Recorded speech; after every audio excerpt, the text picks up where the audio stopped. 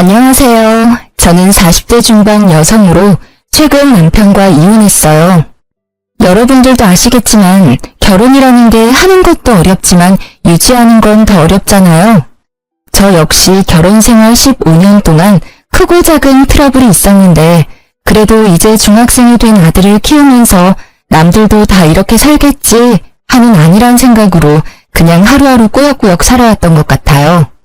아무래도 결혼한 지 10년이 넘으면서 자연스레 남편이랑 사이의 애정은 사라졌지만 그래도 함께 산 정이라고 해야 할까요? 나 아니면 이 사람 누구랑 살겠어 하는 어리석은 생각도 괜히 했던 것 같네요. 그러면서 처음에는 이혼하면 큰일 나는 줄 알고 속상한 일이 있어도 꾹 참고 아들만 생각하면서 가정은 지켜야 한다는 생각으로 참고 참았는데 날이 갈수록 남편의 행태가 괘씸해지니 더 참았다가는 제 인생이 송두리째 흔들릴 듯 했습니다. 그래서 이혼했는데 결과적으로 정말 잘한 선택이란 생각이 들어요. 그래도 좋은 일은 아니게 가족이나 친구들에게 말하는 건 한계가 있어 고민하다가 평소 즐겨 듣던 이곳에 사연을 보내봐요. 부디 많은 분들이 귀담아 들어주셨으면 좋겠고 혹여 저 같은 상황에 놓인 여성분들이 있다면 너무 겁내지 마시고 저지르라고 말씀드리고 싶네요. 서두가 길었죠? 그럼 지금부터 제가 이혼을 결심한 이유와 그 과정에 대한 이야기를 시작해 볼게요. 저랑 남편은 같은 직장에서 만나 2년 정도 비밀 사내 연애를 했어요. 저는 남편보다 먼저 그 직장에 다녀서 횟수로 10년이 거의 다 되어가고 있었는데 경력직으로 새로 들어온 남편이 그때는 너무 젠틀하고 매너가 좋아 보여서 호감이 가더라고요. 그러던 찰나 남편도 제가 마음에 들었는지 회식 후에 둘이서 따로 술 한잔씩 하는 날이 늘었고 남편이 사귀자고 고백을 해서 사귀게 됐답니다. 그러다 언제까지 이렇게 비밀로 사귈 순 없다고 생각이 들었고 서로 나이도 찰 만큼 찼다고 생각해서 30대 초반에 결혼을 했어요. 남편이랑 결혼하고 나니 매일같이 일어나 출근하고 퇴근하면 또 만나서 같이 집으로 오는 생활이 되더라고요. 물론 처음에는 신혼의 콩깍지가 씌어서 너무 좋았어요. 매일 사랑하는 사람과 일상을 공유하고 서로 아는 사람들도 많이 겹치니 회사 일도 다 알고 자연스레 이야기할 것도 많잖아요. 그런데 그것도 잠깐이지. 사람이 오래 가려면 적당한 거리를 둬야 한다고 매일같이 남편이랑 일상을 공유하는 게 점점 답답해졌습니다. 굳이 비밀을 만들어야 하는 건 아니지만 서로 모르는 게 없이 다 알고 있으니까 이건 뭐 각자의 사생활이 전혀 없는 겁니다. 그래서 친구들이 남편이랑 한 회사 다니니까 좋겠다고 하면 그리 좋은 것만도 아니라고 말하고 다니던 때였어요. 그러다 제가 임신을 하게 됐는데요. 사실 저희는 서로 돈을 좀 모으고 자리를 잡은 뒤에 아기를 갖기로 했었는데 남편이 여행 가서 분위기 잡다가 계획보다 이르게 아기를 가지게 된 거였죠. 그렇다 보니 처음에는 너무 당황스러웠는데 그래도 우리가 엄마 아빠가 된다니 너무 설레고 떨려서 가슴이 벅차오르더라고요. 그래서 둘이서 정말 우리 아기 잘 키워보자고 다짐도 많이 했답니다. 다행스럽게도 회사 복지가 어느 정도 잘 되어 있어서 저도 아기 낳고 육아휴직도 최대한 쓸 수 있었고 평소 제가 오래 다닌 사원이다 보니 여러 가지 단축근무 등 임산부 시절에 쓸 수 있는 법적인 것들도 다 지켜주셨어요. 그렇게 아기를 낳고 1년여간의 육아휴직 기간을 거쳤는데 막상 아기를 키우다 보니 1년의 시간이 참 빠르게 흐르더라고요. 저는 일하는 게 버릇이 되었기 때문에 아기가 너무 이쁘지만 한편으로는 빨리 복직해서 일을 하고 싶었어요. 그런데 보수적인 남편이 이렇게 어린 아기를 어린이집에 맡기고 어떻게 일을 다니겠냐면서 회사를 그만두고 아기 키우는 데에 전념했으면 좋겠다고 말을 하더라고요. 결국 10년 넘게 다닌 회사를 그만두라는 건데 고민이 됐어요. 그래서 일단 해보는 데까지는 해보겠다고 하고 아기를 어린이집에 맡기고 워킹맘을 시작했었죠. 그런데 막상 어린이집에 보내니까 아기가 너무 어려서 그런지 이런저런 감기와 질병에 너무 많이 걸리는 겁니다. 그러다 보니 어린이집을 제때 보내지 못하는 상황이 생겼고 자연스럽게 남편 대신 제가 상사 눈치를 보면서 반찬을 연차를 내는 상황이 반복되더라고요. 평소 책임감이 강해서 일 잘하고 꼼꼼하다는 평가를 받던 저였는데 일하다가 아기 보러 뛰어가는 상황이 계속되니 일에 집중도 안 되고 동료들 눈치도 보이고 제가 생각해도 이건 좀 아니다 싶었어요. 그렇다고 양가 부모님들이 봐줄 수 있는 상황도 아니었고 정신 차려보니 늘 저만 마음 졸이면서 발을 동동거리고 있더라고요. 그렇게 저도 모르게 반복되는 일상에 조금씩 지쳐가고 있었는데 남편이 집안도 엉망이고 회사에서 당신 욕하는 것 같다면서 회사를 그만두고 아기 키우는 데 전념을 하라고 재차 말하는 게 아니겠어요? 지금 생각하면 못 들은 척하고 그 고비만 잘 넘겼으면 됐는데 이미 몸도 마음도 많이 약해진 저는 그만 그 제안을 받아들였습니다. 이건 정말 나중에 두고두고 후회가 되는 부분이었어요. 그래도 그동안 일해놓은 경력이 있으니 일자리는 아기를 어느 정도 키워놓고 다시 구하면 될 거라고 안일하게 생각을 했고 결국 사표를 냈습니다. 그렇게 저는 흔히 말하는 경단녀의 길로 접어들었어요. 문득 정신을 차려보니 10년여간 다니던 회사를 그만두고 아기를 키우고 집안 살림을 하며 산 지도 어느덧 10년째더라고요. 진짜 세월이 언제 이렇게 많이 흘렀나 싶을 만큼 빠르게 지나간 것 같아요. 그동안 눈에 넣어도 안 아플 것 같았던 아기는 귀여운 초딩이 되어 무럭무럭 자랐고 저도 이제야 한숨 돌릴 수 있을 것 같았습니다. 그런데 갑자기 남편 회사에 문제가 생기면서 제 시름이 깊어졌어요. 남편은 제가 퇴사한 후 함께 다니던 회사를 그만두고 IT 계열 회사로 이직해서 꽤 오래 다니고 있었는데요. 아무래도 이쪽 계열은 머리 회전이 빨라야 하기 때문인지 나이가 들수록 더 많은 노력을 해야 한다고 하더라고요. 남편도 마찬가지여서 점점 젊은 직원들은 치고 올라오는데 본인은 젊을 때 감각이 안 나오니까 성과는 없지 상사 눈치 보랴 밑에 직원들 눈치 보랴 회사에서 매일 어려움을 겪는 것 같았습니다. 이맘때쯤 항상 술에 취해 들어와서 아이랑 저랑 자고 있으면 굳이 깨워서 아빠는 힘들게 일하고 왔는데 편하게 자고 있느냐면서 술주정을 부리는데 진짜 미치겠더라고요.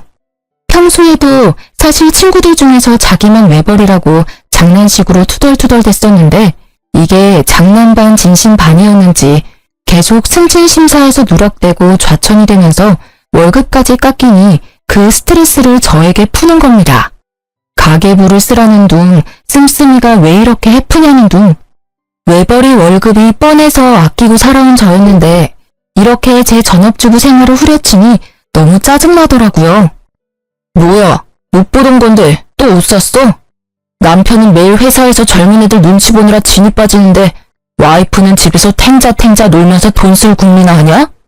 무슨 소리 하는 거야. 이거 원래 있던 옷이야. 전에 백화점에서 당신이 좋다고 사준 거잖아. 기억 안 나? 그리고 내가 무슨 집에서 탱자탱자 논다고 그래? 당신이 청소를 해, 빨래를 해, 요리를 해. 나 없으면 여기 마구간이야. 당신 일하느라 힘든 건 아는데 그렇다고 그걸 나한테 풀면 안 되는 거 아니야? 아, 됐어. 집에서 노는 네가 뭘 알겠어. 내가 얼마나 힘들게 돈 벌어오는지 가장의 무게를 이해하겠냐고. 웃기지 마. 내가 왜 이해를 못해? 나도 회사 다닐 만큼 다녀봤어. 당신도 알잖아. 처음 우리 회사 와서 힘들다고 징징거리는 당신, 내가 뒤에서 얼마나 챙겨줬는데. 배은망덕도 유분수지? 그게 언제적 일인데 얼마나 할 말이 없으면 그걸 끄집어내냐? 장도 마트 가서 직접 봐오면 되지 맨날 택배 시켜서 이거 택배비 다 돈 나가는 거 아니야. 사람이 왜 이렇게 씀씀이가 해퍼? 그리고 여기 빈방에 전기는 왜 안 꺼? 전기세가 한두 푼이야? 뭐라는 거야. 일주일에 딱 2번 장 보는데. 그것도 무료 배송이야. 심지어 다 당신 먹고 쓰고 필요한 것만 골라서 사는 건데 그거 가지고 그렇게 못 잡아먹어서 안 다니니? 내가 얼마나 알뜰하게 사는데 나한테 쓰는 돈 하나도 없어. 요즘 이렇게 사는 아줌마 한 명도 없어. 이거 왜 이래? 그리고 그 방의 전기는 당신이 나오면서 안 끈 거잖아. 따박따박 말대꾸 좀 하지 마. 머리 아프니까 앞으로는 가계부를 써. 그거 보고 당신이 알뜰한지 씀씀이가 해픈지 내가 판단할 테니까. 무슨 여자가 가계부도 안 쓰고 살림을 한다고? 어휴, 순간 너무 기가 막히고 어이가 없더라고요. 말문이 턱 막혀서 아무 말 없이 남편을 노려보고 있으니 남편이 잘하라고 제 어깨를 툭 치면서 출근을 하는데 진짜 아들만 아니었으면 머리를 한 대 쳤을 겁니다. 초등학교 6학년 아들이 아빠 왜 저러냐면서 엄마 마음에 담아두지 말라고 다정하게 위로해주는데 순간 훌쩍 큰 아들이 대견하면서도 남편 놈에게 당한 수모가 잊혀지질 않아 괴롭더라고요. 정말 남편 월급 쪼개고 쪼개서 살림을 하고 아이 학원도 보내고 또 회사 다니면 항상 깔끔해야 한다고 생각을 하는 터라 돈 없어도 모아둔 돈으로 제 옷은 못 사도 철마다 남편 옷은 새로 사서 입혀보내고 그랬거든요.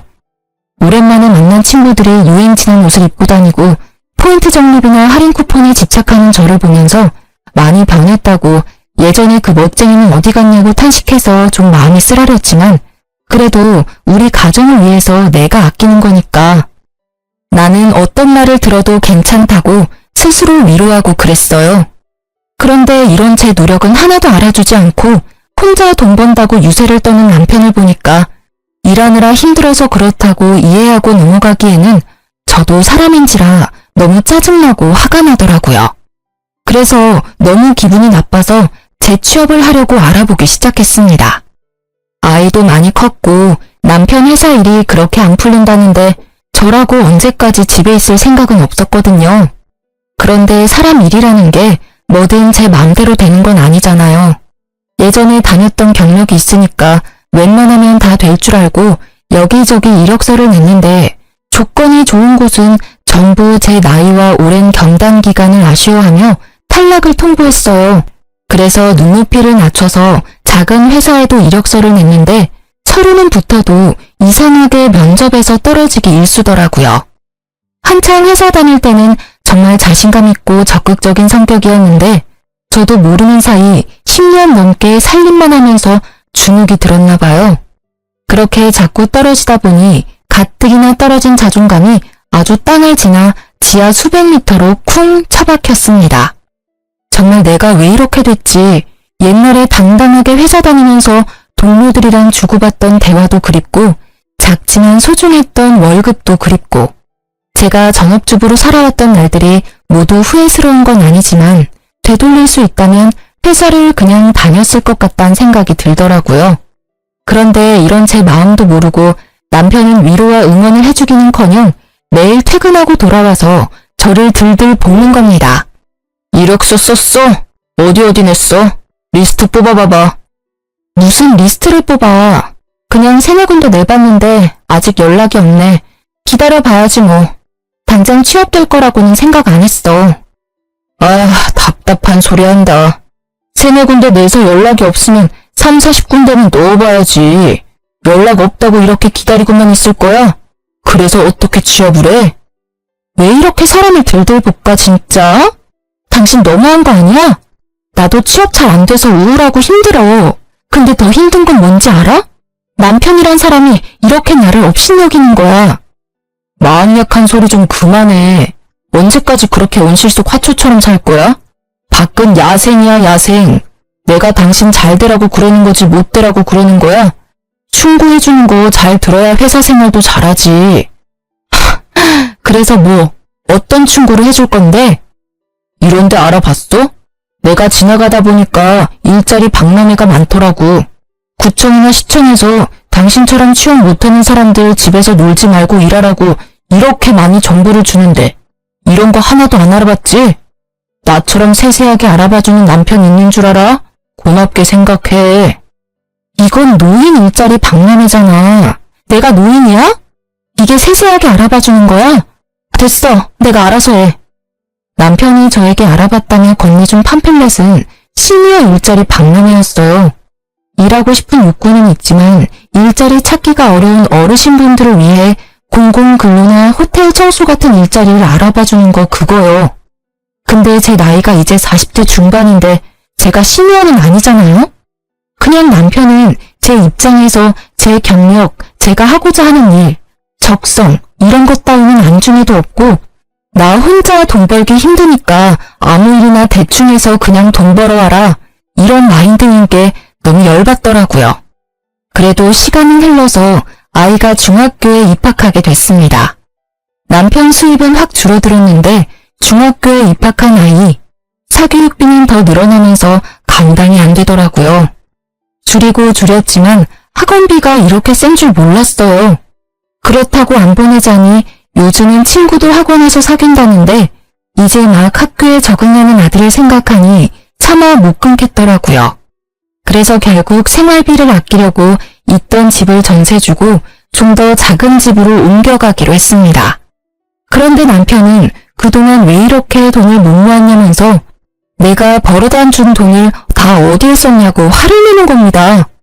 진짜 이렇게 가세가 기운 게 전부 제 탓이라고 하는데 사실 그동안 보너스나 성과금 많이 받을 때에도 남편이 저에게 갖다 준 건 일도 없었거든요.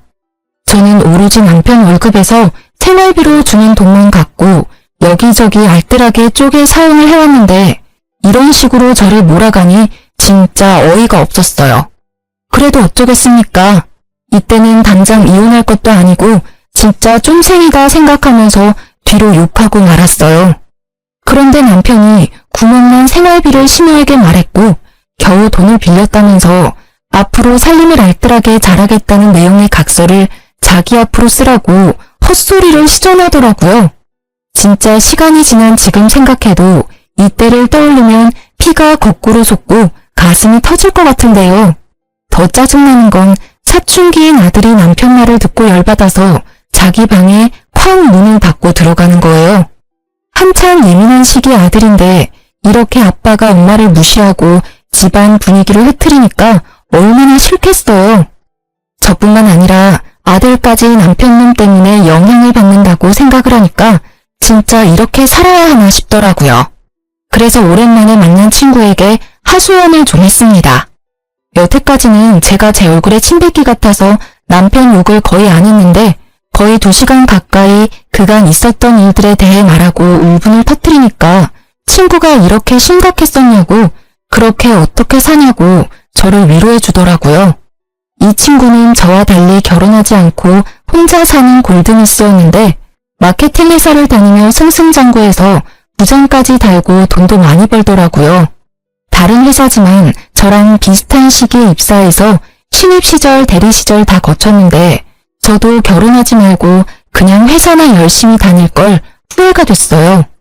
그래서 앞으로 어떻게 살아야 할지 모르겠다고 하니 친구가 너무 안타까워하면서 요즘은 회사 말고 창업을 하는 사람도 많다고 조심스레 말을 하는 겁니다. 그동안 회사 취업만 생각했지 창업은 정말 아이디어나 재주가 특출난 사람만 하는 거라고 생각했거든요. 그래서 아예 배제하고 있었는데 친구가 대뜸 제가 만든 홈 베이킹 쿠키를 팔아보라는 거예요. 사실 제가 전업 생활을 오래 하면서 아이가 어릴 때는 시간이 없었지만 유치원 다니고 할 때부터는 휴식 시간이 좀 생기더라고요. 그래서 평소에 관심 있었던 홈 베이킹 쿠키를 취미로 하려고 꾸준히 배우고 만들어 왔었거든요.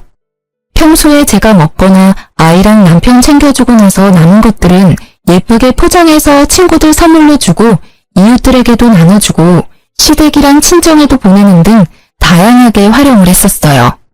만들 때는 재료 준비하랴, 숙성시키랴, 계량하랴, 오븐 구우랴 손 가는 게 많아서 번거롭지만 다 만들고 나면 너무 뿌듯하고 특히 맛있게 먹어주는 사람들을 보면 이 맛에 베이킹하는 거지 라는 성취감도 들었답니다. 워낙 아가씨 때부터 베이커리 카페 다니는 걸 좋아해서 보는 눈이 생겼는지 받는 사람들이 전부 너무 이쁘고 맛있다면서 이런 거 하나 차려서 하라고 말은 했었거든요. 그냥 인사치레로 하는 말이겠거니 생각했는데 친구가 그게 아니라 진짜 자기가 생각했을 때 괜찮은 것 같다면서 SNS에서 유명한 쇼핑몰들을 보여줬습니다. 살펴보니 조금 손이 많이 가기는 하지만 그 정도는 다 제가 할 수 있을 듯 했습니다. 보다 보니 이렇게 하면 더 예쁘고 맛있겠는데 하는 아이디어도 마구 떠올라서 친구에게 말했더니 대박이라며 맞장구 쳐주더라고요. 그래서 고민 끝에 SNS에 밝은 친구 도움을 받아서 비즈니스 계정을 만들고 나름대로 상호화 메뉴까지 정해 두근거리는 마음으로 쇼핑몰을 열게 됐어요. 처음 일주일은 문의조차 오지 않더라고요. 그러다 첫 게시 손님을 받았는데 반응이 꽤 괜찮았어요. 덕분에 용기를 얻었고 점점 찾아주는 손님들이 많아지더니 마케팅하는 친구의 도움으로 각종 이벤트와 체험단까지 운영하면서 생각보다 더 대박을 쳐서 돈을 쏠쏠하게 벌게 됐습니다. 저는 그냥 남편 눈치 보지 않고 쓸 수 있는 제 용돈 정도만 생각했는데 웬걸? 쪼들렸던 아이 사교육비도 낼 수 있겠더라고요. 이때부터는 재료 사고 포장하고 발송하는 값에 제 인건비까지 더해도 훨씬 많이 남는 장사라 진짜 이 맛에 창업하나 보다 했습니다. 오히려 SNS로 시작하니까 월세도 나가지 않고 마진이 좋더라고요. 그래서 주문이 밀려도 힘든 줄도 모르고 밤을 새가면서 물량을 맞추고 손님들 리뷰에 답까지 달아주면서 열심히 했어요. 정말 오랜만에 집에서 살림만 하던 제가 열정을 가지고 저만의 일을 시작한 거라 너무 즐겁고 행복했습니다. 진짜 돈이 문제가 아니라 무너진 제 자존감이 다시 세워지는 기분이 들어서 정말 좋더라고요. 저를 도와준 친구도 너무 잘 됐다면서 얼굴이 너무 좋아졌다면서 절대 그만두지 말라고 용기를 주더라고요. 까탈스러운 사춘기 아들 녀석도 제가 밤새 일하는 걸 보면서 힘들면 하지 말라더니 제가 너무 행복해하니까 엄마가 좋으면 자기도 좋다고 저를 꼭 안아주는 게 아니겠어요? 하지만 양치가 있으면 음지도 있는 법이죠. 정말 아이러니하게도 그렇게 일하라고 떠밀던 저희 남편은 제가 일하는 걸 탐탁치 않게 여기더라고요. 요즘 저녁이 아주 맨날 배달이네. 돈이 남아 도나 봐. 요즘 단체 주문이 좀 들어와서 밥할 시간이 없어서 그래. 이번 주만 넘어가면 괜찮을 거니까 내가 그때 맛있는 거 해줄게. 당신이 돈을 벌면 얼마나 번다고 밥할 시간이 없대. 그래봤자 푼돈이잖아. 누가 보면 돈 꽤나 버는 줄 알겠다. 무슨 말을 그렇게 해? 당신이 관심 없으니 몰라서 그렇지. 나 꽤 벌어. 내가 요즘 당신한테 애 학원비 밀렸으니까 붙여달라고 하는 거 봤어? 다 내가 내고 있어. 당신 입고 있는 그 와이셔츠랑 바지 그거 새 거잖아. 다 내 돈으로 사서 입혀주는 거야. 알고 말해. 됐어. 그냥 반죽 가지고 장난칠 시간에 근처 빵집이라도 취직해서 정상적으로 좀 살아. 이게 뭐야? 집꼬라지하고는. 뭐 인정합니다. 혼자 모든 걸 하니까 집안일이 어려워지긴 했어요. 그런데 누구나 처음에는 일과 생활을 조율하는데 적응하는 기간이 필요하잖아요. 진짜 갓 사업 시작해서 열심히 하려는 사람한테 초치는 것도 아니고 그렇게 일해서 돈 벌어 오라고 하더니 돈 번다고 하니까 집안일 열심히 하라는데 어이가 없었어요. 정말 나랑 한번 제대로 싸워보자는 건가 싶기도 하고 제가 뭘 해서 얼마나 버는지 관심은 1도 없으면서 반죽 가지고 장난치지 말고 빵집에라도 취직하라면서 정상 비정상 운운하는 남편을 보니 한심하더라고요. 그래도 남편은 늘 꽉 막힌 사람이었으니까 제 기준이 낮아서 그런지 몰라도 이때까진 그냥 참을만 했어요. 그런데 오랜만에 만난 가족 행사에서 시누이를 만났는데 남편 놈이 지 누나라고 제 이야기를 많이 했나 보더라고요. 어처구니 없게도 시누까지 저를 약올리는 말들을 서슴없이 하는 겁니다. 옳게 요즘 일하느라 바쁘다면서? 아, 네 형님. 그냥 소소하게 일하고 있어요. 아직 처음이라 힘들긴 한데 그래도 재밌어서 할만해요. 이 일이 재밌으면 되나? 그게 무슨 일이야? 동생 말 들으니까 돈 좀 번다고 집안일에는 손 놨다면서? 나도 일해봤는데 2가지 한 번에 잘하기 힘들어. 특히나 그런 사업은 하나부터 10까지 옳게가 해야 하는데 끝까지 잘할 수 있겠어? 괜히 힘 빼지 말지 그래? 그게 무슨 말씀이세요? 저보고 일하지 말라는 거예요? 아유, 내가 옳게 걱정돼서 하는 말이야. 기분 나쁘게는 듣지 말고 사업은 뭐 아무나 하나? 요즘 개나 소나 다 사업한다고 창업한다고 하니까 옳게 귀가 얇아졌나 본데 다 그것도 한때야 한때. 형님, 저 지금 너무 열심히 잘하고 있어요. 응원까지는 안 바랄게요. 그냥 신경 쓰지 말아주셨으면 해요. 화났어?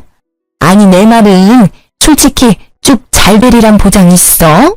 막말로 집에서 10년 넘게 애보던 여자가 사업한다고 날뛰는데 옆에서 지켜보는 가족들은 걱정이 되지. 이게 걱정하는 사람의 말이었을까요? 진짜 신우이만 아니었으면 머리채를 휘어잡았을 거예요. 어쩜 이렇게 남매가 똑같이 말을 못되게 하는지 무슨 학원이라도 다녔나 싶을 만큼 얄밉더라고요. 정말 100번 양보해서 신우이 말대로 사업한다고 하는 가족이 걱정되고 염려돼서 조언을 해줄 수는 있어요. 하지만 제가 열심히 하고 있으니 신경 쓰지 말아달라고 간곡히 말을 했으면 듣는 신우이라도 해야 할 거 아닙니까? 나이도 별로 차이도 안 나면서 손이 신우이라고 저를 자꾸 가르치려고 들고 비아냥거리는데 이건 뭐 잘 되지 말라고 저주하는 것도 아니고 정말 듣는 입장에서 기분이 많이 나쁘더라고요. 너무 빡쳐서 원래는 시댁 행사에 나눠주려고 가져갔던 가전제품 선물들이 있었는데 하나도 주지 않았어요. 그대로 친정 부모님 가져가서 다 드리고 평소에 오래돼서 잘 안 된다고 하던 세탁기도 새 걸로 바꿔드렸습니다. 그래도 분이 안 풀려서 어떻게 복수하지 싶더라고요. 결국 이들에게 복수하는 건 제가 어떻게든 일을 놓지 않고 더 열심히 해서 더더더 잘 되는 것밖엔 없는 듯 했습니다. 그래서 정말 힘들 때도 있었지만 단골 늘리기에 주력하면서 리뷰에도 신경 쓰고 아이디어도 계속 생각하면서 퀄리티 유지하려고 노력을 했어요. 그래서인지 언제부터인가 메신저로 홈베이킹을 직접 배워보고 싶다는 사람들이 늘어나더라고요. 처음에는 말주변도 없고 그래서 사람들을 직접 상대하고 가르치는 걸 할 수 있을까 걱정이 됐습니다. 그런데 이번에도 처음에 해보라고 응원해줬던 친구가 레시피 그대로 가르쳐주는 거고 친절하게 하면 된다고 못할 것도 없지 라면서 용기를 불어넣어 주더라고요. 정말 제 인생에 인복이 없다고 생각했는데 이런 좋은 친구를 곁에 둔 것만 해도 성공인 것 같네요. 어쨌든 사람들도 많이 해달라고 요청을 하겠다. 친구 응원도 들었겠다. 클래스를 열면 성공할 것 같다는 자신감이 생겨서 일단 남편에게 계획을 말했어요. 그런데 남편 반응은 정말 차갑고 매정하더라고요. 여보, 나 쿠킹 클래스 하나 차리고 싶은데 어떻게 생각해? 누가? 당신이? 아, 또 누가 바람 넣었어. 그때 그 친구지? 진짜 어이가 없다. 지금 하는 것도 쩔쩔매고 겨우 하면서 누구 가르치고 그런 거 당신이 할 수 있겠어? 괜히 사람들한테 욕만 먹는다. 하지마. 아니, 미리 레시피를 다 가지고 알려주는 거니까 나는 한두 시간 정도는 바짝하면 되는 거라 괜찮을 것 같은데. 이번 한 번만 나 좀 믿고 도와줘. 내가 이렇게 말한 적 없잖아. 뭘 도와달라는 거야? 설마 그거 차릴 돈을 달라는 거야? 집에서 할 수는 없잖아. 그래서 작은 데라도 좀 빌려야 할 것 같은데 아직 내가 그만한 돈은 없어서 우리 그때 비상금으로 모아둔 통장 있지? 그거 이번에 떼서 좀 쓰면 안 돼? 나 진짜 잘할 수 있을 것 같아서 그래. 내가 이자 쳐서 다시 채워 넣을게. 야, 웃기지 마. 돈 날릴 일 있어? 제발 정신 좀 차려. 그 돈 절대 못 주니까 정하고 싶으면 당신이 알아서 그냥 차리든지. 나는 반대했으니까 나중에 왜 안 말렸냐고 내 원망은 하지 마. 알았지? 사람이 어떻게 이렇게 짜증나는 화법을 구사하는지 남편이랑 대화를 하고 지지를 얻으려고 했던 제가 잘못이었습니다. 매사에 부정적이고 꼬여서 어떻게든 제가 하는 생각과 일은 절대 안 될 거라고 말을 하는데 이런 사람이랑 살아온 제가 회사 면접에서 주구장창 떨어진 건 어찌 보면 당연한 일이겠죠. 원래라면 남편한테 이 정도 말을 들었으니 자신감이 더 떨어져 그래 내가 제대로 할 수 있겠어? 그냥 적자 했을 겁니다. 그런데 저는 이미 SNS 쇼핑몰에서 한번 성공을 맛봤잖아요. 정말 성공의 단맛은 강렬하더라고요. 남편의 반대에도 불구하고 저는 자신감을 잃지 않고 그래 내가 알아서 할게 두고 봐라 하는 마음이 생겼어요. 그래서 친정동생에게 SOS를 쳤습니다. 제 말을 들은 친정동생은 처음에는 망설이다가 이왕 하는 거 제대로 하라면서 응원을 해주더라고요. 정말 지금 생각해도 친정동생에게 감사할 따름이에요.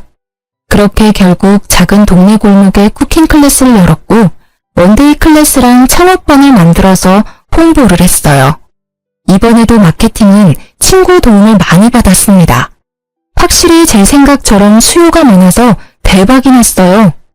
처음에는 제 베이킹 쿠키를 사가던 손님들이 주로 찾아왔는데 입소문이 나면서 기념일을 앞둔 사람들이나 실제로 베이커리 카페를 열고 싶은 분들이 찾아와 배워가고 어플에 좋은 후기를 써주시는 겁니다. 그걸 보고 전혀 모르는 분들이 찾아오기도 하고요. 전업주부하면서 제가 살림을 했었잖아요.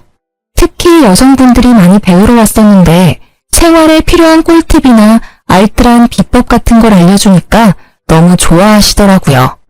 그러면서 저도 점점 손님들 대하는 게 편해지면서 친해지기도 하고 자연스럽게 인맥도 넓어져서 정말 큰 도움이 됐어요. 그분들이 친한 언니처럼 저를 대하면서 아는 사람을 또 데려와 주기도 하니까 제 생각보다 가게가 더 잘 됐습니다. 그렇게 1년 가까이 쿠킹 클래스를 운영했더니 다시 옛날에 살던 큰 집을 구해 갈 수 있을 정도가 됐어요. 물론 돈을 번다고 해서 제가 허투루 쓰지 않고 꼭 필요한 데만 쓰고 모았던 결과이기도 했죠. 어쩌면 오랜 주부 생활이 낳은 결과이기도 하겠네요. 아무튼 이렇게 제 쿠킹 클래스가 잘 되고 나니까 생각지도 않았던 일들이 벌어지기도 했습니다. 제 사업에 대해 비아냥거리던 남편 누나가 안 망하고 1년이나 계속 유지를 하니까 궁금했나 봐요. 한번 친구랑 같이 와서 배워보고 싶대서 그러라 했는데 괜찮아 보였는지 자기도 창업반에서 배우고 2호점을 차리면 안 되냐고 계속 떼를 쓰는 겁니다. 너무 황당하고 웃겨서 표정 관리가 안 되더라고요. 그런데 문제는 이뿐만이 아니었습니다. 가만히 있던 남편 역시 자기 누나가 하는 걸 보더니 자기는 그럼 셔터맨 하면 안 되냐고 하더라고요. 진짜 사람이 너무 기가 차면 말이 안 나오는 거 아시나요? 무슨 소리 하는 건가 뇌가 잠시 정지되어 쳐다만 보고 있었어요. 그럼 부끄러움이라도 좀 느낄 줄 알았는데 전혀 아니었습니다. 생각해보니까 나 회사 곧 잘릴지도 모르잖아. 그런 회사 불안해하며 다니느니 집안일하면서 내조하는 게 더 낫지 않을까 싶어서. 당신도 혼자 살림하고 일하기 힘들었잖아. 나 도우미 쓰고 있었어. 몰랐어? 아무튼 지금 한 말 진심이지? 그럼 당신도 가계부 쓰고 살림 제대로 해.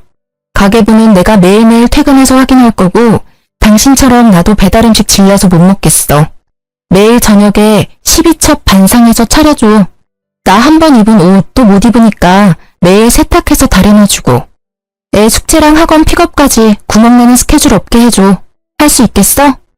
그게 뭐 어렵다고. 집에서 놀면서 다 할 수 있는 일이지. 할게. 콜. 너무나 뻔뻔하게 구는 남편을 보니 기가 막혔습니다. 자존심이고 뭐고 하나도 없는 사람처럼 굴더라고요. 정말 이게 내가 알던 그 남편이 맞나 싶고 한편으로는 어디 한번 너도 당해봐라 싶었습니다. 그래서 바로 카드를 던져주고 가계부 쓰면서 살림 제대로 하라고 으름장을 놨어요. 처음 1, 2주일은 제가 일하고 돌아오면 진짜 장 봐서 뭘 보고 했는지 정체 모를 퓨전 요리들을 만들어 놓고 세탁방에 가서 옷도 세탁해서 오고 그러더라고요. 저는 집에 오면 진짜 손 하나 까딱 안 했습니다. 잘 됐다 싶어서 남편한테 다 시켜 먹었어요. 그리고 가계부 쓴 거 보자면서 아주 매일 저녁 쥐잡듯이 남편을 들들 볶았습니다. 남편이 저한테 했던 거 그대로 돌려준 거였는데요. 처음에는 툴툴거리던 남편도 자기가 여기서 성질내면 저한테 했던 일들이 잘못된 일이라는 걸 시인한다고 여겼는지 꾹 참고 괜찮다면서 이 정도야 뭐 하면서 저한테 모든 걸 맞춰주는 것 같더라고요. 그래서 뭐 살 때도 저한테 허락받고 사라고 더 압박했습니다. 욱하는 거 참는 남편 보는 게 너무 재밌더라고요. 이런 줄도 모르고 셔터맨 하겠다고 한 거냐면서 속으로 고소했어요. 그런데 이런 생활도 잠시뿐이었습니다. 제 앞에서 머리 조아리며 수긍하던 남편이 언제부터인가 살림을 제대로 하지 않고 밖으로 나가놀기 시작하는 겁니다. 자기는 할 만큼 했다면서 제가 돈을 그렇게 벌고 자기가 살림을 다 하는데 이 정도도 못 쓰냐면서 제가 준 카드로 옷이며 지갑을 사고 유흥비를 막 쓰더라고요. 대체 어디까지 가나 두고 보자 했더니 가계부도 없고 결국에는 제가 절대 쓰지 말고 비상금으로 두라고 했던 퇴직금으로 저 몰래 외제차까지 뽑아서 다니는 게 아니겠습니까? 진짜 신우의 말처럼 사업이라는 게 언제까지 잘 될지 모르잖아요. 그래서 남편 퇴직금은 아이를 위한 비상금으로 두고 싶었는데 저만 믿고 홀라당 그걸 써버렸으니 진짜 어이가 없었어요. 저는 전업주부에도 절대 이렇게 돈을 안 썼거든요. 그래서 더는 지켜보기 힘들어서 남편에게 각서를 쓰라고 했습니다. 당신 살림 시작하면서 뭐라고 했어? 어려운 일 아니라며 잘할 수 있다며. 그런데 하나도 제대로 하는 게 없고 이게 뭐야? 당신 예전에 나보고 살림 잘하겠다고 각서 쓰라고 했었지? 당신도 각서 써. 지금 당장. 아, 그만 좀 해. 자존심 상해서 진짜. 돈 번다고 유세 좀 부리지 말라고. 유세? 나는 당신한테 받은 그대로 해주는 거야. 그리고 내 돈 가지고 흥청망청 쓰는 사람한테 이 정도 요구도 못해? 당신이 잘했어 봐. 내가 이러는지. 당장 카드 내놔. 당신은 내가 피땀 흘려 벌어온 돈 쓸 자격이 없으니까. 남편 지갑에서 카드를 빼내려고 하는데 필사적으로 막더라고요. 진짜 제가 무슨 큰아들을 키우는 것도 아니고 너무 어이가 없었어요. 한사코 말리는 남편을 피해 지갑에서 카드를 꺼냈고 눈앞에서 바로 가위로 서걱서걱 잘라버렸습니다. 그 모습을 바라보던 남편이 씩씩거리면서 각서 쓸 테니까 종이를 가져오라고 하더라고요. 바로 종이랑 펜이랑 인주도장까지 싹 다 갖다 줬습니다. 그리고 살림을 잘하겠습니다. 생활비를 아껴 쓰겠습니다. 아내에게 대들지 않겠습니다 등등 머릿속에 떠오르는 대로 불러줬고 몇 번 자존심 상했는지 멈칫멈칫하긴 했지만 남편도 불러주는 대로 곧잘 쓰더라고요. 저는 속으로 푹 웃으면서 그 모습을 동영상으로 찍었습니다. 남편은 열받아서 그런지 제가 찍는 모습도 모르는 것 같았어요. 오늘 날짜를 적고 인주의 도장까지 찍는 것까지 보고 바로 신우이에게 동영상을 전송했어요. 진짜 자기 동생이 당하는 이 순우를 보고 얄미운 신우이가 어떻게 반응할지 너무너무 기대가 되더라고요. 아니나 다를까 바로 전화가 바리바리 쏟아졌습니다. 여보세요? 네, 형님. 동영상 잘 보셨어요? 옳게. 아무리 그래도 남편인데 이게 뭐야? 너무한 거 아니야? 자기 아빠를 이렇게 개무시하는데 애가 뭘 보고 배우겠어? 형님, 오해하지 마세요. 이거 전부 다 예전에 애 아빠가 저한테 하라고 했던 거고요. 저 개무시하는 거 이미 애가 다 봐서 보고 배울 것도 없어요. 그건 그렇고 형님한테는 구두로 말할게요. 이후 전 절대 못 차려드리니까 꿈도 꾸지 마세요. 뭐? 왜 말이 달라? 지금 그거 차리려고 우리 전세금도 뺐는데 이제 와서 그게 무슨 소리야? 이거 사기야, 사기. 형님, 착각하셨나 본데 저희는 계약서 한 장 쓴 거 없고요. 저는 그러라고 허락해드리지도 않았어요. 형님 혼자서 북치고 장구치고 다 했는데 제가 뭘 어떡해요? 사업은 뭐 아무나 하나요? 헛수고 하지 마세요. 동생 각서 쓰는 영상은 마지막 선물이니까 가족끼리 잘 돌려보시고요. 그럼 끊어요. 옳게! 옳게! 신우이와 제가 통화하는 걸 본 남편이 얼굴이 울그락불그락해져서 자기 동영상 찍었냐면서 미쳤냐고 막 이성을 잃고 달려들더라고요. 꼴의 자존심은 아직 있나 보다 했습니다. 남편 손에는 우스운 각서 한 장이 달랑달랑 달려있었어요. 살펴보니 한자 한자 정성을 기울이기는커녕 흘린 채로 대충 썼는데 꼴보기가 싫더라고요. 바로 남편 눈앞에서 종이를 쫙 찢어버렸습니다. 이게 뭐하는 거야? 쓰라며. 쓰라고 해서 썼는데 왜 찢어? 정성이 부족하잖아. 진심이 하나도 안 들어가 있는데 이걸 내가 뭘 보고 믿어? 당신은 항상 그런 식이지? 당신만 잘났다고 생각하고 나 가르치고 이렇게 가르침 받는 데는 익숙하지 않나 봐? 무슨 소리를 하고 싶은 거야? 똑바로 말해. 나 당신이랑 더는 못 살아. 우리 이혼해. 지금 나 놀리냐? 내가 왜 이혼을 해? 저는 남편이 퇴직금을 외제차 뽑는 데 쓴 일부터 이미 이혼을 결심하고 이혼 서류를 준비했습니다. 그런데 이혼 통보를 했더니 남편이 미친 듯이 달려들어 저를 잡고 말리려고 안간힘을 쓰더라고요. 진짜 구질구질한 모습에 짜증이 나서 뺨 때리고 준비해뒀던 이혼서를 던지고 집을 나갔어요. 등 뒤로 남편을 열받아 울부짖는 소리가 들리는데 너무 통쾌했죠. 그렇게 저와 남편은 이혼을 하게 됐는데요. 정말 다행스럽게도 저는 쿠킹 클래스가 계속 잘 풀려서 저를 도와줬던 친구랑 동업을 시작했고 2호점을 내면서 승승장구하고 있는 중이에요. 신우이는 저한테 제대로 배우지도 않고 무리해서 쿠킹 클래스를 열었는데 실력이 부족하니까 아무리 홍보를 잘해도 초반 반짝이지 나중에는 파리만 날려서 월세도 못 내고 빚만 떠안았다더라고요. 저희 수강생 중에 신우이 쿠킹 클래스 다녀온 분도 있었는데 어찌나 욕을 하던지 속이 시원하던 거 있죠? 심지어 전 남편은 신우이 쿠킹 클래스에 투자를 했는데 같이 빚쟁이가 돼서 다시 취업을 하려고 하지만 나이가 많아서 재취업도 힘들고 생활비 벌려고 여기저기 아르바이트하러 다닌다고 하더라고요. 진짜 이 통쾌함은 뭐라 표현이 안 되는 것 같아요. 막혔던 가슴이 빵 시원해지고 10년 묵은 채증이 확 내려간다는 게 이런 느낌이구나 싶더라고요.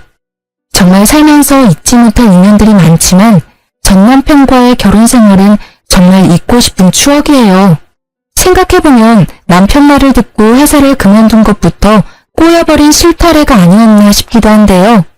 어쨌든 저는 제 전업주부 생활이 아쉽기는 하지만 사랑하는 아들을 건강하고 바르게 키워냈다는 것 하나는 정말 자부할 수 있는 업적이라고 생각한답니다. 사실 전업주부, 워킹맘 모두 가정을 위해 헌신하고 자기 자식을 사랑하는 건 마찬가지잖아요. 그런데 이런 노고를 몰라주고 깎아내리기 바쁜 남편은 도저히 참을 수 없는 치욕이었습니다. 이제라도 그 수치감에서 벗어나게 돼서 다행이고 앞으로는 정말 주체적으로 제 삶을 살아갈 거예요. 사랑하는 아들과 으쌰으쌰 하면서 지내보겠습니다. 그럼 지금까지 제 이야기를 들어주셔서 감사해요. 여러분들도 더 밝은 내일을 사시길 바라겠습니다.